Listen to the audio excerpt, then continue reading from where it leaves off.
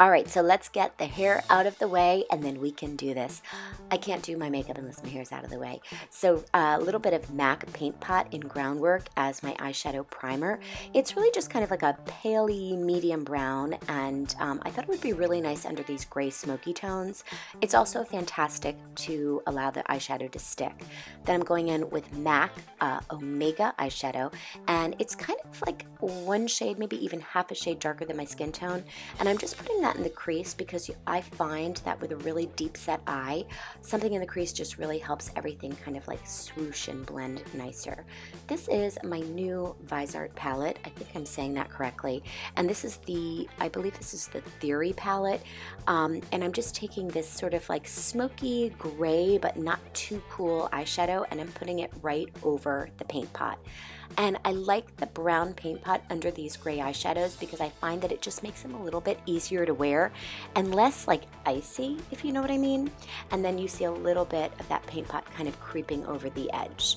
Then I'm taking this Kajal liner. This is a MAC liner in Nightcast, and it's kind of like a purpley gray. I wasn't really planning on using it. I just thought, oh, that would be a good color. And you'll see if you have like brown eyes or like a warm hazel eye, these cooler colors, they really make your eyes pop. And then I'm taking this cooler kind of gray brown with the shimmery gray that I used for the first color, and then I'm doing that kind of as a second layer, and then just taking an almost clean blending brush and I'm just kind of swishing into the edges. So I'm going back with that Omega color that I used to start, and I'm going to use that to kind of feather into the crease so that everything has kind of got like a soft landing, like there's no sharp edges. And I find that that Omega color works really great for fairer skins, just kind of like fluff out the edges. So I'll go really quick with the foundation. This is just MAC Studio Fix. I actually use two colors, NC20 and C3.5. I could probably get away with one, but I like to mix everything in my life. So I'm also using a little bit of Tate Shape Tape. You can see the color is really light for me. It's light neutral, I believe, and I'm using it kind of as a concealer but kind of as a highlighter. But if you're familiar with this product, you will see that it is a very full coverage concealer, and what I'm doing is I'm just kind of like draping it down the center of my face really lightly, and then I'm going to take my fingers and kind of blend it in. A little goes a long way. You can see it's really opaque, and then I'm just going to kind of blend it in with the blending sponge and just kind of mix everything together. So now you have a little highlight and you have some coverage as well. This is nothing new. This is really the one and only brow pencil I will ever want in my life. It's the Dior Brow Show, and it is so good, and I use Universal Dark Brown. I just find it's like the best color.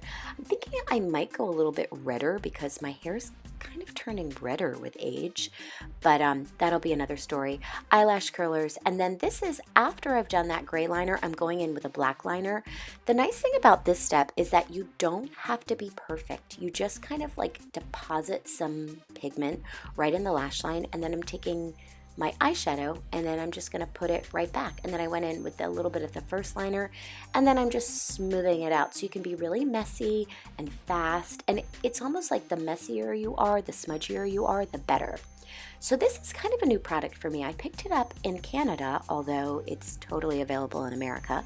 This is the Lash primer that Loreal recently came out with, I think, and then I go over with the L'Oreal Lash Paradise Mascara, which has been a current fave of mine.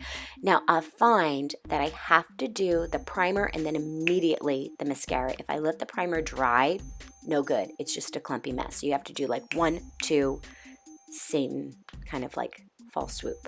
Now, this is probably not a necessary step, but I wanted to try it. I just got the Anastasia Cream Contour kit, so I did a little contouring of that. And then my favorite blush at the moment are actually two blushes together. It's MAC Dame or Dame. I'm not sure if they're going with the French or the American or English pronunciation. And then a little bit of Harmony, which is kind of like a bronzer, but it's like a little bit pinkier. And then this is a very nude lipstick. It's the Maybelline ink. I think it's like liquid ink in Lovely. It's a little bit too fair for me, I think as you get older, nudes can be a little harder to pull off. So I went back with a little bit of MAC Spice and I just kind of like feathered the edges to give me a little more definition. That is all, guys. I hope you enjoy it. Let me know what you think in the comments below.